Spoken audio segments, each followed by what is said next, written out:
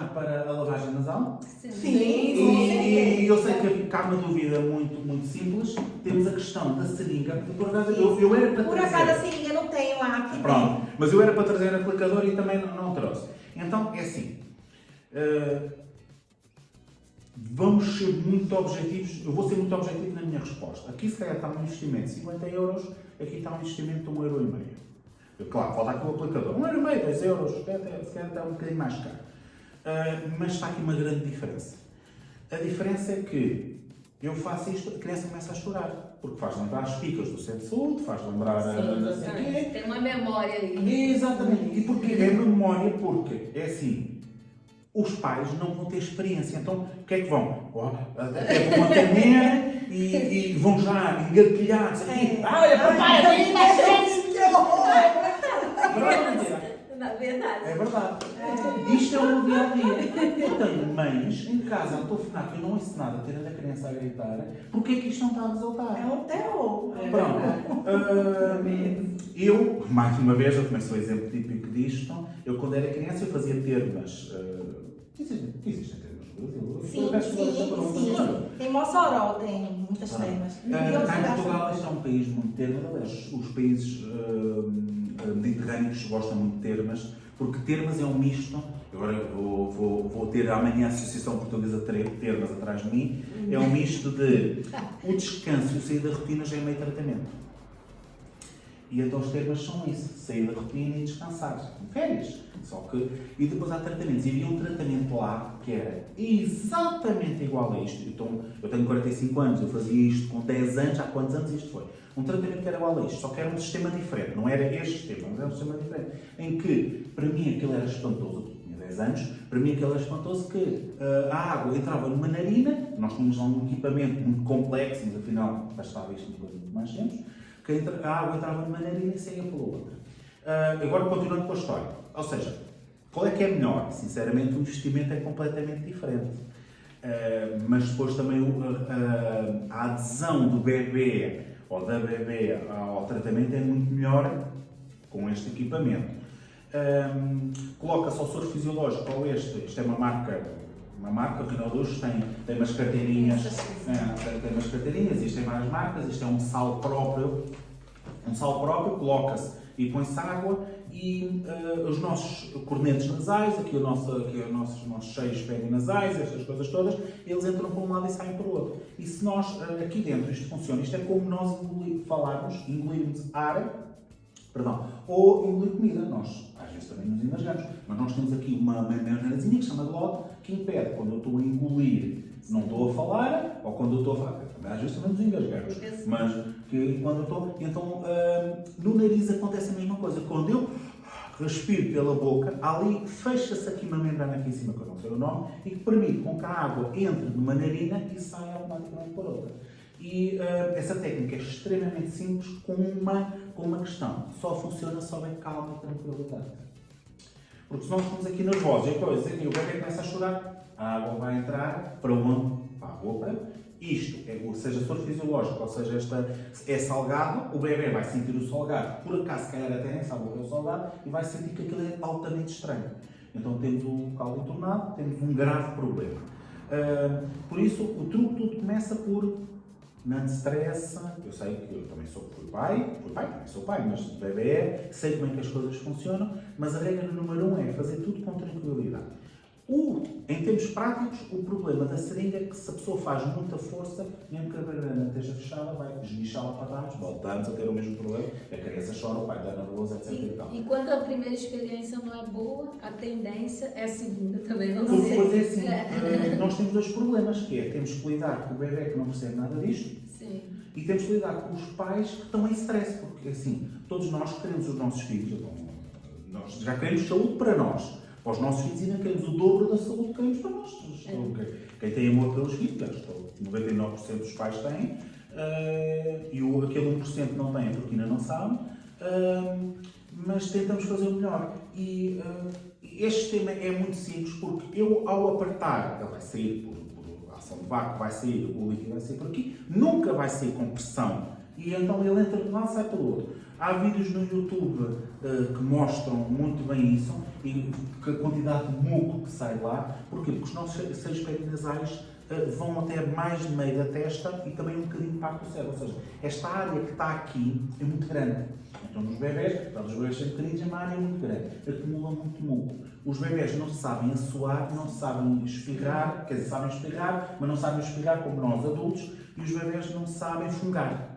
Ou seja, isto tudo sabe a produção de muco, ele fica todo aqui acumulado. Só há duas maneiras de o tirar, ou através desse sistema, ou então através de aerossóis, ou abrir a torneira de água quente e o bebê respirar aqueles vapores. Pode ser que aquele vapor torne a mucosa mais úmida Mais fluida, né? E começa... aquilo sai tudo normalmente. Porque depois, saindo em excesso, nós temos ali mais medicamentos para esse efeito. Mas, é assim, a regra número 1 é perceberam a ideia que isto é muito caro, na minha opinião. Eu também sou um bocadinho forreta, porque eu gosto de gastar dinheiro em relação ao retorno que eu tenho. Aqui o retorno é muito, mas o dinheiro também continua a ser muito a investir. Mas funciona na perfeição, tem que ser muito bem explicado. Explicado como? Mais uma vez, com o tempo dela. É claro, é assim, eu já dei fraldas a bebés não meus na farmácia. Eu já tive mamães que não sabiam como é que se põe um supositório no bebê. Isto parece... Eu sei que nós estamos em 2024, os jovens que vão ver isto em 2034, nessa altura, vão dizer what? Não, se calhar dizem em português ainda. Alguns ainda falam português. Ou seja, aquilo que estávamos a falar da literacia, das pessoas não saberem. Às vezes há mamães que estão 9 meses grávidas, acham que estão preparadas, mas quando chega a altura certa, entram em pânico. Ou bloqueiam, ou a pressão. Foi o que também já falamos. A pressão sobre a mamãe é muito, porque a mamãe tem que estar sempre bela, esvelta, bem disposta, disponível para o bebê e também a mamãe tem uma pessoa. Exatamente. E tive, aliás, o primeiro supositório que eu introduzi no bebê não foi da minha bebê, foi num bebê desconhecido e a mamãe adorou porque dizia que realmente eu tinha muita prática, mas tinha sido a minha primeira vez. Mas porquê? Fazendo as coisas com convicção, com calma. As farmácias, depois, agora também não disse, mas as farmácias em Portugal têm sempre gabinetes. Gabinetes, ou seja, salas privadas com um atendimento mais privado. Ou seja, é completamente diferente. Em cima do balcão, deitado lá a criança, em cima do balcão toda a gente fala, já nem fala da questão do Covid, mas toda a gente fala, está lá, dinheiro, não sei o quê. E a exposição também. E a exposição e tudo. Mas às vezes o stress também já me liga tanto à exposição. Mas não, vamos para um gabinete, vamos falar com calma, sem stress. É claro que eu nunca fiz nenhuma aplicação no nariz na farmácia, pronto, mas já expliquei, já mostrei vídeos. Claro que é assim, só há uma boa maneira da pessoa aderir à terapêutica, que é explicando os maus se não fizer. E porque se fizer só tem tudo a ganhar. Só que às vezes para isso é preciso tempo, nem sempre há tempo. Quando tem tempo, estamos a falar de tempo de mamã, tempo de papá, porque há sempre aqui a envolvência, porque eu falo muito em mamãe e mamã, mas podem não ter noção, mas se calhar quando o bebê, se calhar até ter 1 ano, 70% das vezes é o pai que vai à farmácia comprar. O pai também tem que estar perfeitamente elucidado sobre tudo o que está a passar. Porque,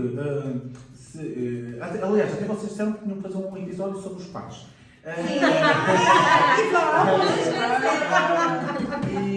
O pai geralmente também está-se a preparar para a vida futura. É o banqueiro, é aquele que vai para pagar, não é no sentido sexista da questão, mas os primeiros atendimentos de um pai que vai à farmácia quando o bebê nasce e está em casa, os primeiros atendimentos são: eu venho cá comprar uma espeta e é este.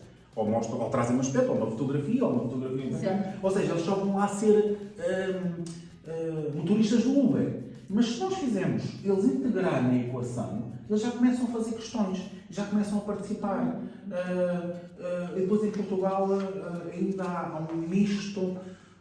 Há pais modernos, mas olha que às vezes modernidade não quer dizer estar ao lado da mamãe. Ainda há muito preconceito, porque isso é trabalho de mulheres, felizmente já não tanto, mas assim, nós aqui em Leiria, eu acho que vocês têm noção, isto é uma vila grande, isto eu não chamo isto de cidades, isto é uma vila grande. Ainda há assim muitas aldeias aqui em redor e ainda há muitos preconceitos. E às vezes é preciso desmistificar. Pronto, sobre lavagem nasal, deve ser feita, mesmo sem sintomas. É um stress? É um problema? Mas se a vida fosse fácil também estava um calor. Com certeza. Temos de ser nós a lutar. Verdade. Perfeito. Tá Só complementando o que José falou, né, que ele deixou claro, né, em relação ao custo, independente da terapia, né, do equipamento que você usa, é importante fazer. Então, escolha aquilo que couber no seu bolso, mais fácil, porque a gente previne doenças, complicações respiratórias. Isso aqui é um grande aliado, né, principalmente nessa primeira infância, em que os nossos bebês não conseguem aí secretar, né, secreções, né. A tosse é um reflexo, mas o espirro não é eficiente como o nosso, eles não conseguem escarrar. Então isso aqui vai solubilizar, fluidificar a secreção e vai ajudar a retirar e a evitar as complicações respiratórias, sem dúvida alguma. E fazendo isso como rotina para as crianças, certamente elas vão adquirir esse hábito e vão ter autonomia para fazer. Seja com a seringuinha, seja com a garrafinha. As minhas hoje já fazem. No início foi um estresse, não queriam, resistiam, e hoje em dia já fazem, já lembram, porque elas percebem o alívio que é tirar a secreção. Então, vale a dica aí da experiência, tenho certeza que muita gente já deve ter passado por isso. Sobre uma coisa que deixa as mães de cabelo em pé, os pais também, é febre. Como é que a mãe vai lidar com a febre? É correto colocar no banho, no chuveiro? Antes disso, 1, 2, 3, 4, 5, 6, 7, 8, 9, 8 folhas, impressas em tamanho de letra pequenino, de tudo o que está relacionado com a febre na DGS, na Direção-Geral de Saúde. Ou seja, febre é muito mais complexo do que aumento de temperatura. Está aqui a explicar tudo, está aqui a explicar inclusive como é que se mede a temperatura, mas vamos ser o mais objetivos possível. O que é febre? Aí começa um problema. O que é febre? A febre, a definição técnica é quando a temperatura do corpo está 1 grau acima daquilo que é o seu normal. Agora a questão é, qual é a sua temperatura normal? Não faz a mínima ideia. Qual é a sua temperatura normal? Não faz. Eu também não faço a mínima ideia qual é a minha temperatura normal. Ou seja, então se eu não sei qual é a minha temperatura normal, como é que eu vou saber que está 1 grau acima ou não? E a mesma coisa acontece com o bebê. E depois a variante do bebê é antes de fazer cocó, depois de fazer cocó. Porque isso também muda a temperatura do corpo. É antes de tomar banho ou depois de tomar banho. Ou seja, estamos a falar de bebês. Temos aqui grandes variantes, já nos adultos, quanto mais nos bebês. Então, a OMS fala-se empiricamente que é 37,7, a partir daí é que é febre. Então, vamos supor, está aqui a Catarina, está notoriamente está mais murchinha, é o termo técnico número 1, está mais murchinha. Claro que nós não sabemos quando é que um bebê está mais murchinho ou não. Não pode estar mais murchinho, tem soninho. Pode estar mais murchinho porque até comeu bem e até a digestão está a fazer até nós. Às vezes depois de almoçar, às vezes não, quase todos os dias, depois de almoçar, queremos fazer uma dormidinha, quanto mais agora os bebês. Pronto. Nós medimos a temperatura, pode ser medida no reto, pode ser medida na axila, na virilha, pode ser medida, assim, mais uma vez aquela questão do custo-benefício. A parte mais prática são aqueles termómetros de infravermelhos na testa.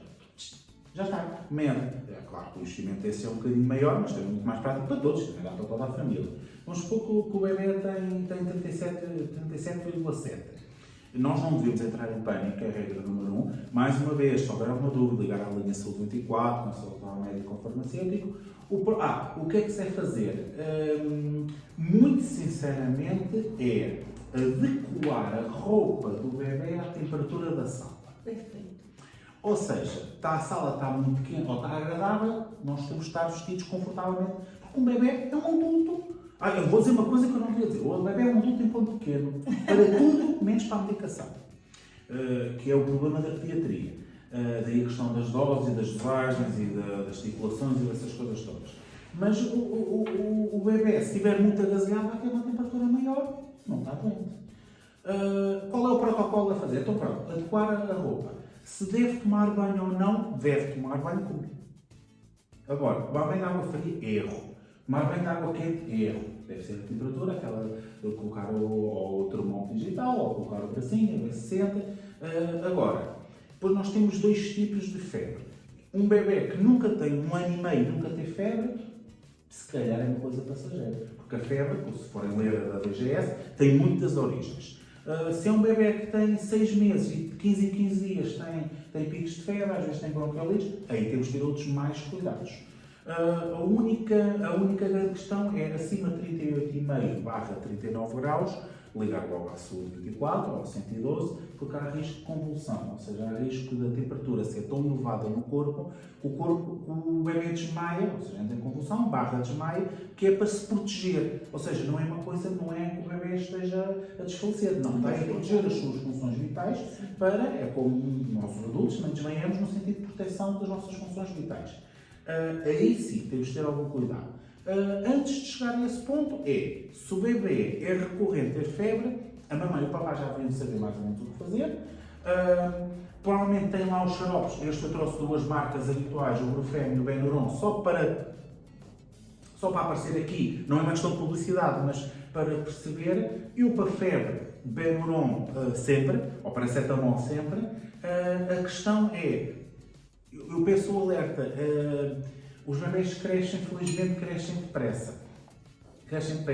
Por isso, quando eu comprei aquele xarope, ele tinha 7 kg e tinha que tomar X mililitros, agora tem 12, já não são os mesmos mililitros. Porque este é outro problema, que é, às vezes os pais, com o stress, esquecem-se de adaptar a dosagem ao tamanho, ao peso, à idade, a peso. Aqui não é uma questão de idade, claro. Quanto mais idade, maior o peso. Mas não é uma questão de idade, é mesmo peso. E então aí há aplicações básicas, é só mesmo ir ao Google Play ou ao App Store e escrever lá a dosagem de paracetamol. Ele calcula automaticamente. Eu tenho uma no telemóvel, porque às vezes os pais perguntam assim em cima da hora, porque um farmacêutico, quando é farmacêutico, veste a camisola sempre, e às vezes vamos na rua e conhece alguma pessoa conhecida e pede, tira-nos uma dúvida, tem que logo a aplicação, eu vejo logo, respondo logo.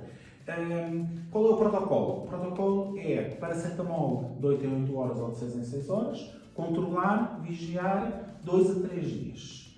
O que é controlar e vigiar 2 a 3 dias? A Catarina tem agora febre 37,8. Eu dou paracetamol, daqui a meia hora está normal. Se daqui a menos de 6 horas, ou se menos de 4 horas volta a ter outro pico de febre, alto. Temos que falar com alguém especialista.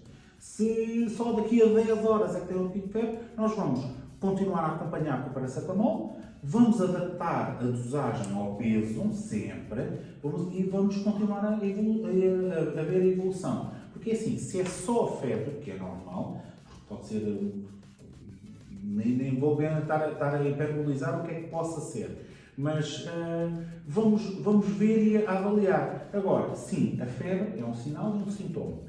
É um sinal que algo não está bem, mas não quer dizer que seja sinal de uma doença, é que algo não está bem. O protocolo é mesmo paracetamol, claro, se for uma criança suscetível a bronquiolites ou outras qualquer situação, ou tem infecções urinárias recorrentes, também há bebês com infecções urinárias recorrentes, aí os papás certamente já estão dentro. Agora, regra geral, o protocolo é paracetamol, dosagem certa, fazer de 8 em 8 horas, ou de 6 em 6, ou de 8 em 8, e avaliar a evolução. Se tem pequenas, há bebés, e é normal que tenham um aumento de temperatura ao final do dia. Porquê? Porque não se sabe, às vezes pode ser o stress, porque assim durante o dia está na creche, até está contente, ou nem sequer se lembra da ausência dos pais, quando chega à noite, sabe que é para dormir, ou tem os desejos normais de dormir e tem um pico de febre. É doença. Temos é que perceber o porquê. Porque nós humanos somos animais de hábitos e às vezes até os soldados dos pais podem colocar febre. Quando eu digo soldados dos pais, então quem não tem febre na escola? Quem é que não tem febre na escola? Porque na escola nem se lembra da ausência, porque uma coisa é ver e ter saudades, outra coisa é a ausência. E aí os bebés, nem todos. É por isso que nós gostamos muito de fazer assim. Catina, olha quem está aqui, quem está. Agora não está, olha não está. Porquê? Porque os bebés não percebem o que é a ausência de. Não percebem, alguns percebem, outros não estão tão desenvolvidos nesta fase. E Da febre. A febre dava 17 podcasts só para a introdução do tema da febre.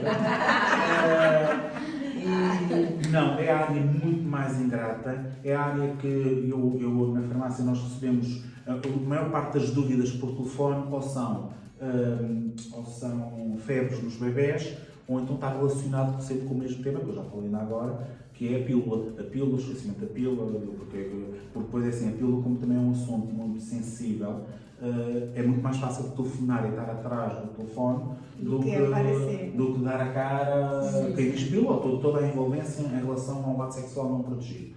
E a outra dúvida mais habitual é mesmo os bebês, as dores, as cólicas, também um dia iremos falar sobre as cólicas, porque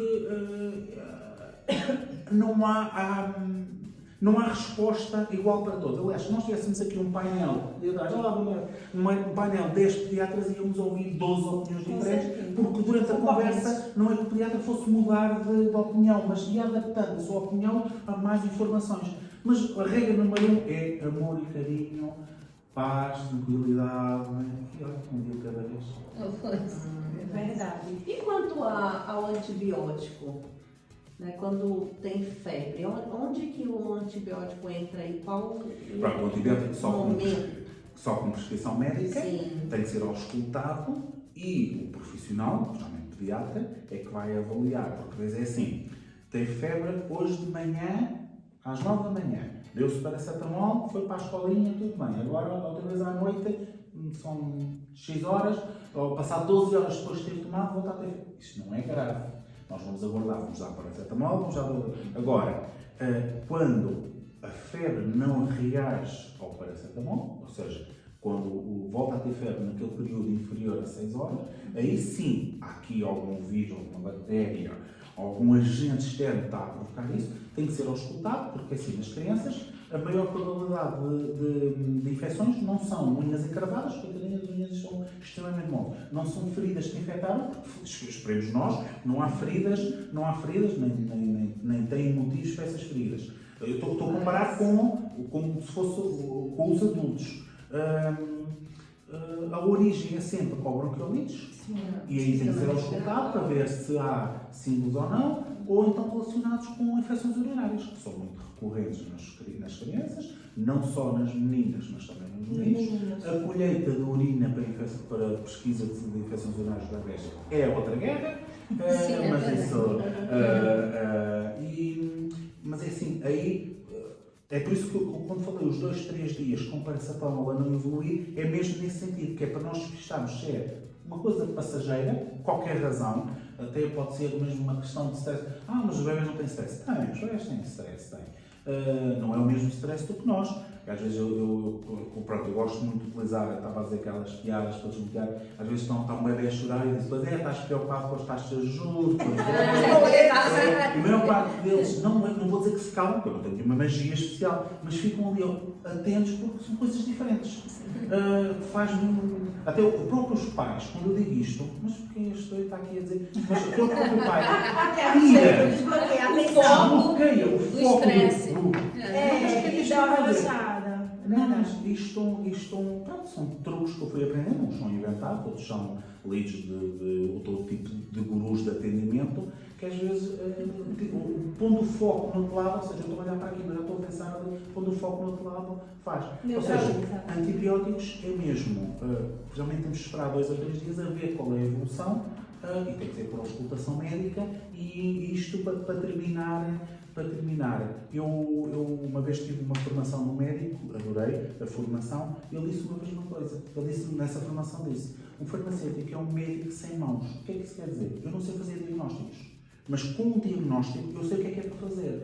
É assim, eu não sei auscultar na criança, mas se eu tiver um relatório do médico a dizer a criança tem símbolos bilaterais, eu já sei o que é a melhor opção, ou uma das melhores opções. Os antibióticos devem ser usados o menos possível. E agora, amanhã tenho a Associação Portuguesa de Termas e a Associação Portuguesa de Universidades. Isto porquê? Porque sobre os antibióticos há 2 teorias, que é, vamos aguardar, mas já está há 3 dias, sim, mas vamos aguardar, vamos aumentar a dose, vamos aguardar. que é o método conservador, geralmente escola de Coimbra, e o método da escola de Lisboa, que é, tá, toma, 3 antibióticos, atenção, nenhuma maneira nem outra está errada, porque há tratamentos que não há protocolos. Então, tudo o que se fizer está bem feito, com uma condição, desde que não seja, porque é o juramento de Hipócrates, desde que não seja para piorar o Estado ou para matar a pessoa. É por isso que até, inclusive, o aborto, a eutanásia, tem que haver ali protocolos muito específicos, porque vai contra o juramento de Hipócrates. Porque no juramento de Hipócrates, o médico jura fazer tudo que não põe em questão a vida da pessoa. E aí, quer um, quer outro é. Por isso, a questão do antibiótico, eu até às vezes há situações que eu usava antibiótico que eu acho que não era preciso. Porquê? Porque também a sociedade é assim, não há tempo para nada. Não, quer dizer, há tempo para muitas coisas. Há muito tempo para muita coisa, mas para separar nunca há tempo. E a questão do uso excessivo de antibióticos, nós, se calhar, os nossos netos, se calhar vão sofrer, ou então até lá desenvolve-se outra coisa e depois já não vão sofrer. Mas isso é história. As superbactérias estão aí. Uma pergunta que eu tenho, voltando aqui para o Brufen. Eu sei que são medicações, o Imbro e o Brufen, são medicações que você compra sem receita. Agora, existe o Brufen de 40 mg que receitado você recebe, você paga menos. Esse não. Esse aqui... Sim. Uns são comparticipados, outros não são comparticipados. Por quê? Me explica. Em Portugal existem 3 tipos de produtos que são vendidos na farmácia. Certo. São os suplementos alimentares para a farmácia, que têm IVA de 23%. E então inclui tudo o que é a parte da ortopedia, de suplementos alimentares para emagrecer, suplementos para emagrecer para vitaminas específicas. Depois existem os medicamentos não sujeitos a receita médica, ou seja, são medicamentos, mas não é preciso receita médica. Eles têm IVA de 6%, ou seja, são medicamentos, e não têm receita médica. E depois existem os medicamentos sujeitos a receita médica. Este é um medicamento, está aqui escrito ao gosto, é um medicamento não sujeito a receita médica. Este não está escrito ao gosto, é um medicamento não sujeito a receita médica. Ou seja, está aqui atrás. É um medicamento não sujeito a receita médica. Todos os medicamentos não sujeitos a receita médica são, por definição, não comparticipados. E por que o de 40 mg é sujeito? Essa é a parte que eu vinha a Depois existem os medicamentos sujeitos a receita médica. Muito curiosa. Dentro dos medicamentos sujeitos a receita médica existem aqueles que são comparticipados e os que não são comparticipados. Porque também há medicamentos sujeitos a receita médica que são novos no mercado, mas não têm direito à comparticipação. Quem é que define a comparticipação? É o Estado, e a EMEA. A EMEA é o Infarmed a nível da Europa. Agora, a definição para ser medicamento não sujeito a receita médica e sujeito a receita médica é, se eu beber isto tudo no instante, automático, não vou ter efeitos secundários. Claro, posso ter uma diarreia, posso ter cólicas, mas não vou ter... Ou seja, tem risco, não é? Não tem risco. Não tem risco. É essa a diferença entre o medicamento sujeito a receita médica e o não sujeito a receita médica. Este tem 20 mg, o ibuprofeno. O ibuprofeno 40 tem 40 mg por mililitro. Ou seja, o frasco é igual pelo dobro da dosagem. Aumenta o risco. Ainda por cima, são medicamentos para infantil, também aumenta o risco de, vamos supor que a pai, isto acontece, o pai e a mãe vivem na mesma casa, estão casados, mas não falam com o outro. Um vai e dá a dose, o outro vai e dá a dose. E o outro vai e dá a dose, porque não falou, porque se esqueceu, ou porque estava com sono. A probabilidade de efeitos secundários nestes é reduzida, a probabilidade de efeitos secundários na outra é aumentada. Mas o dobro da quantidade é aumentada. E é aí que, para terminar, todos os medicamentos sujeitos a receita médica têm um preço tutelado, ou seja, são tendencialmente mais baratos. Os medicamentos não sujeitos a receita médica têm um BBB livre. Tendo um BBB livre tem uma tendência a ser mais caro. Pronto. Ou seja, a diferença mesmo entre o sujeito a receita médica e o não sujeito a receita médica é a probabilidade de efeitos secundários para intoxicação por overdose, por tentativa de suicídio, por lapso a tomar a dosagem. É por isso que, por exemplo, há medicamentos, não sabem, não é a vossa área, mas há medicamentos que uma caixa de 10 comprimidos é não sujeita a receita médica, o mesmo medicamento, uma caixa de 20 comprimidos, é sujeito a receita médica. Aumentou o risco. Pronto. Ou seja, isto é uma questão técnico-legal que para um leigo na matéria não faz a mínima ideia porque é que é assim. Mas as coisas são feitas entre aspas, de propósito, para quê? Mais uma vez, por exemplo, o paracetamol é um dos maiores, é o medicamento que mais aparece em intoxicações medicamentosas nos Estados Unidos. Porquê? Porque lá e cá também, mas lá todos os antigripais têm altas doses de paracetamol. Ou seja, se a pessoa toma um antigripal dali, outro antigripal ali, outro não sei o quê, depois um medicamento para a dor de cabeça, tudo tem Então, essa vai paracetamol, ficar de repente, eu só posso tomar 3 gramas por dia, se eu tomar 2 daqui, 1 dali, não sei o quê, já vou 7 numa toma. Depois faltam o resto das tomas.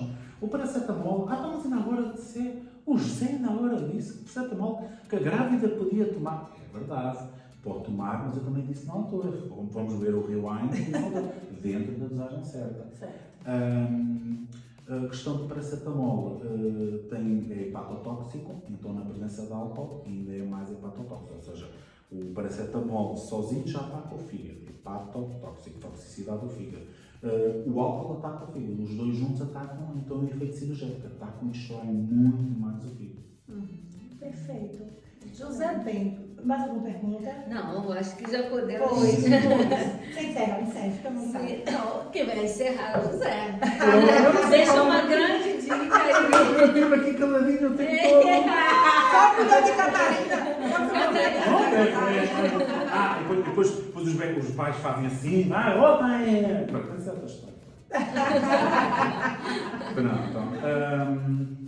Então, uma palavra para concluir esta nossa conversa.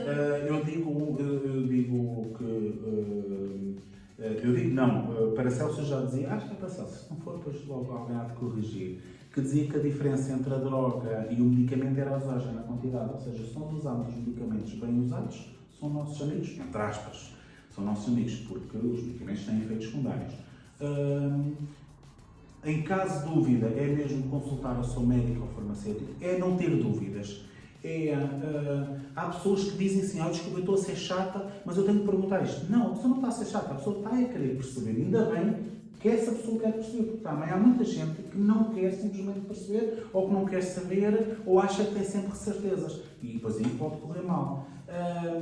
Sobre a lidar na mamã parturiente e no bebê recém-nascido, é tudo novo. Então, bebés e mamãs de primeira viagem, aliás, para o bebê, é sempre tudo a primeira vez. Vai ser a primeira vez que vai fazer o primeiro dia, aquele casal já pode ter 5 filhos, mas para aquele bebê vai ser a primeira vez. E vai ser a primeira vez que o bebê vai ter 1 mês, 2 meses e por aí fora. E, assim, tudo com calma, com bom senso, com tranquilidade, e depois os bebés não são todos iguais, e depois, mas tudo com calma e com paciência e com bom senso, tudo se resolve. Muito obrigada pela sua colaboração. Obrigado, com certeza teremos mais podcasts com a sua presença. Com certeza, ainda tem vários temas aqui a serem abordados. A listagem de temas que eu tenho aqui. Obrigada.